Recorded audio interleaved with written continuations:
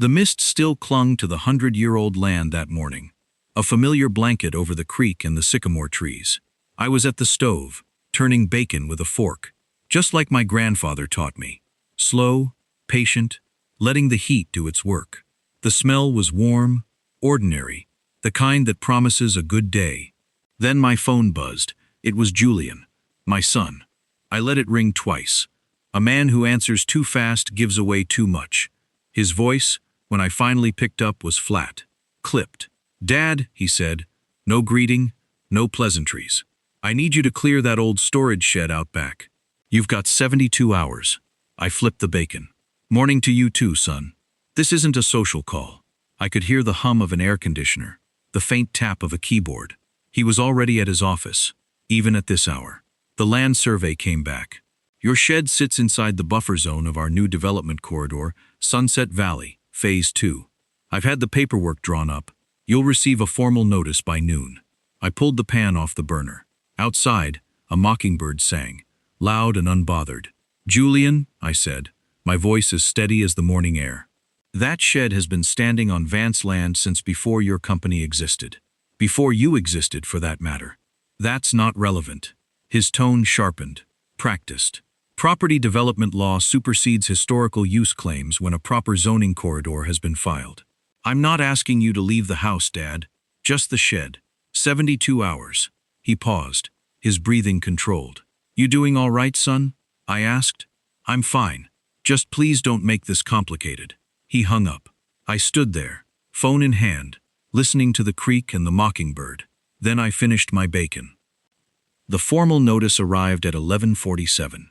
A young man in a company polo shirt left an envelope under the wiper of my old truck without even knocking.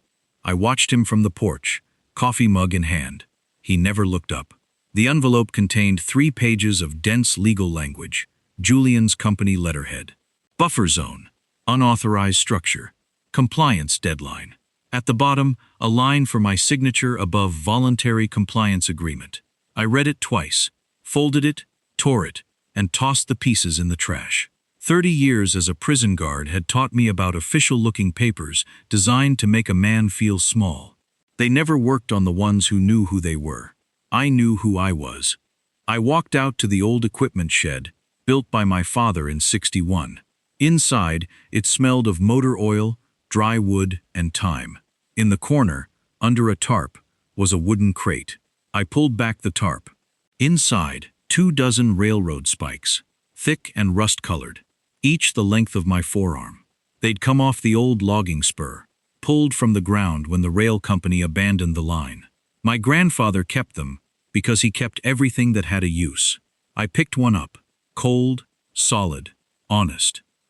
Behind the crate, on a shelf, was a cardboard tube sealed with electrical tape.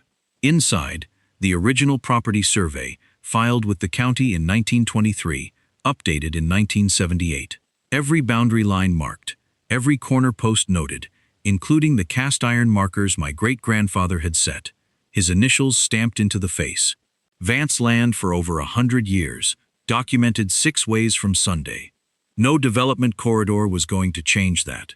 Not legally. What troubled me wasn't the paperwork. It was Julian's voice, the tightness he couldn't hide. My son was capable, polished, persuasive, but I'd raised him. I knew the difference between Julian pressing from strength and Julian pressing because he was scared. That morning, he was scared. I'd heard rumors in town.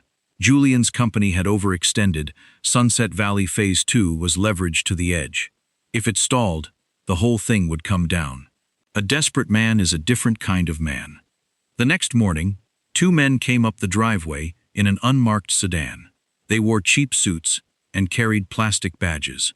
"Mr. Vance," one of them said, his voice flat, "we're here to escort you off the property. Orders from the county." I looked at their badges. The plastic was too shiny, the lettering slightly off. I'd seen enough real badges to know a fake when I saw one. "County orders, you say?" I asked, keeping my voice calm. "Mind if I see some official documentation?"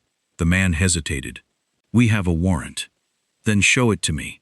He fumbled in his jacket, pulling out a folded paper. It looked official enough at first glance, but my eyes, honed by years of scanning documents for inconsistencies, caught a subtle error in the county seal. And the date format was wrong. "This is a forged document," I said, my voice still calm, but with an edge. "And those badges are fake." Their bravado evaporated. They exchanged a nervous glance. "Look, old man, just come with us," the second one said, stepping forward. "I don't think so." I reached into my pocket and pulled out my own phone. "I'm calling Sheriff Thomas. He's a friend of mine. I'm sure he'd be very interested in two men impersonating officers on my property." Their faces went pale. The first man stammered. "No, wait, we can explain." "You can explain it to the sheriff," I said, already dialing. They turned and practically ran back to their car, tires spitting gravel as they sped away. Sheriff Thomas arrived 20 minutes later, his cruiser kicking up dust. He listened patiently as I recounted the morning's events, examining the fake warrant and the description of the men. "Sounds like Julian's getting desperate, Clint," he said, shaking his head. "We'll put out an APB. This is serious." That evening, Thomas called. They'd picked up the two men. They were small-time thugs, hired by Julian through a third party. They'd confessed everything. Julian was in deep, deeper than I'd imagined. Sunday passed quietly. I repaired fences, cleaned gutters, and thought about Julian. Not with anger, but with calculation. The same low-grade mental arithmetic I used to run at the start of every prison shift, working out who was under pressure, who was running out of options, and what a man with his back to the wall was most likely to do next. Thomas had told me Julian's financial records were coming in through the warrant. Slowly, but coming. The two fake cops had been arraigned. The machinery of consequence was turning. Monday morning, 7:42. Thomas called again. "We pulled something off his email account last night. Communication with a man named Dr. Gerald Morrison. You know that name?" Morrison. There was a Morrison who practiced out of Claremont years ago. Lost his hospital privileges over billing irregularities. "Same man," Thomas confirmed. "He's been operating out of a private office, no hospital affiliation." The email chain goes back 6 days. 6 days. Julian had started this before the fake police visit. He'd been running parallel tracks. "What does the chain say?" I asked. Thomas read carefully. Julian had contacted Morrison through a referral. The emails discussed a cognitive capacity evaluation for a 72-year-old male living alone on rural property, exhibiting signs of paranoid ideation, delusional attachment to property, and inability to manage personal affairs without risk of financial harm to himself and others. Paranoid ideation, delusional attachment to property. 30 years managing solitary confinement blocks, a property maintained in full legal compliance for over a century. A man who cooked his own meals, repaired his own fences, and caught a formatting error on a forged document in low light at age 72. "He's filing for conservatorship," I said. "That's the plan," Thomas confirmed. Morrison produces the evaluation. Julian files a petition with the county probate court to be appointed conservator of your estate, citing your alleged inability to manage your own affairs. If the court accepts, they schedule a hearing. In the meantime, they can issue a temporary order that restricts your ability to make financial decisions about the property. Selling it, transferring it, refusing a development offer. "Correct," I said. I walked to the window. The morning light hit the east hill, laying long shadows across the grass. The hill where my wife was buried. The hill Julian apparently believed could be packaged up and handed to a development firm if he could just find the right piece of paper. My jaw tightened. "How far along is Morrison's evaluation?" I asked. "Based on the emails, the written report is drafted. Julian was supposed to collect a physical copy from Morrison's office yesterday, Sunday. We believe he has it now. The court filing isn't submitted yet. We're monitoring. The moment it hits the probate court system, we'll know." Thomas paused. "Clint, this is still manageable. I knew what I had to do. I called my lawyer, a sharp young woman named Margaret, and explained the situation. She was outraged. We prepared a counter-petition, detailing Julian's attempts at fraud and coercion, including the fake police, the forged warrant, and now the conservatorship attempt. We also included the original survey documents and a sworn affidavit from Sheriff Thomas regarding the criminal impersonation. The next day, Tuesday, Julian filed his petition. But we were ready. Margaret filed ours simultaneously, along with an emergency injunction to block any temporary conservatorship order. The judge, a no-nonsense woman who didn't tolerate legal games, reviewed both petitions. The evidence against Julian was overwhelming. The fake police, the forged warrant, the attempt to declare his own father mentally incapacitated for financial gain. It painted a damning picture. The judge dismissed Julian's petition and issued an immediate restraining order against him, prohibiting him from contacting me or attempting to interfere with my property. She also referred the matter to the district attorney's office for criminal investigation, citing multiple counts of fraud, attempted coercion, and criminal impersonation. Julian's carefully constructed world of Sunset Valley Phase 2 collapsed. The rumors were true. The project was leveraged to the hilt. With the legal challenges and the criminal investigation, his investors pulled out. The company went bankrupt.